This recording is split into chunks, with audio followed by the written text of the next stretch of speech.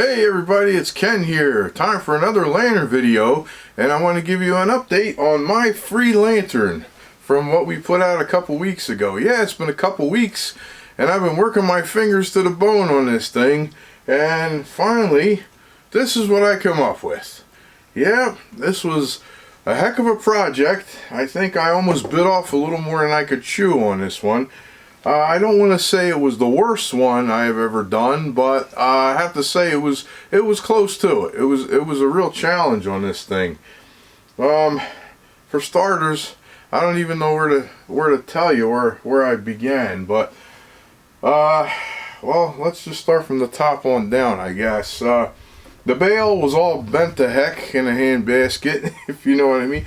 It's still a little bit, you know, that's about the best I could do with it, but it was actually twisted up the other way too. I had to straighten that out. The crown was a mess. That was all dented up, and it was missing actually a couple of the crown. I had to redo a couple of the crown tabs that were broken off, and everything was just all bent, and the inner chimney was a little bent. Had to do a little straightening out on that. Let's see. Oh, the whole lantern actually was out of plumb. It was, I forget which way it was tilted, but I had to do quite a bit of straightening on that. And while that happened, I broke the solder off of the support here. I had to resolder that. That just was flapping in the breeze. The burner was a mess. That was just like crinkled all up. I had to straighten that out the best I could. I guess apparently, from what I gather, maybe somebody didn't know how to remove it properly. They didn't know that you know, you guys that have the Emburys know that they have the internal tabs that lock, you know, on the underside of the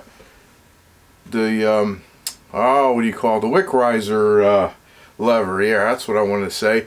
It's not like the wing lock on the Deets where you know, you have it external. You could see which way to rotate it to remove, you know, the assembly. These are on the inside. It almost looks like somebody just pried the thing off, and in doing that broke the tabs too off the inside. So my first thought was just to go with like a friction fit, just to put it on, and it actually kept popping back up. Like when I would kind of like slam the lantern, it would.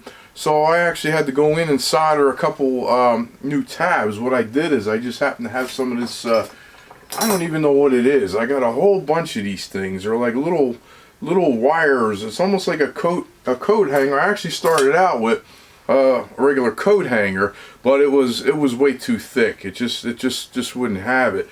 So I found some of this, I don't know what it is. It's like some kind of a steel. But my first thought was, will it take solder? Will I be able to solder it in? Sure enough, it took solder, no problem. And I actually made a couple little tabs out of that on the inside, so I could twist lock the burner back together.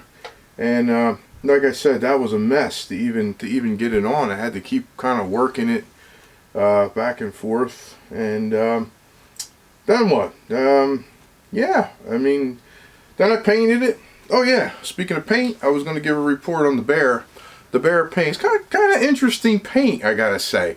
It's you know, those of you who are familiar with, you know, Krylon is like your quick and dirty spray paint. Like you can, you know, shake it up, spray something with it, and literally in like 20 to 40 minutes it's dry and ready to go. But the coverage is sort of, you know, and then on the other hand you have your, you know, your Rust-Oleum product, which is a very good paint. However, you know, you're dealing with long dry times, okay? You know, it takes a while to dry. This stuff, what I found, it was only, you know, the first time I used it, I would say it's right between a Krylon and a Rust-Oleum. Meaning that, you know, the coverage is a little sparse. I had to give it a number of coats, and it actually was kind of thin, on the thin side. And it did give me a couple little runs that I kind of corrected, I think, but I really wasn't too concerned because it is an industrial lantern, and it's got plenty of dents, and you know, the dents kind of hide it anyway. But it did take a little longer to dry than the Krylon, but I don't think anywhere nearly as long as Rust-Oleum. So it's kind of an interesting product. It's I would probably use it again. I would like to try it again. I don't know if it was just because of the color.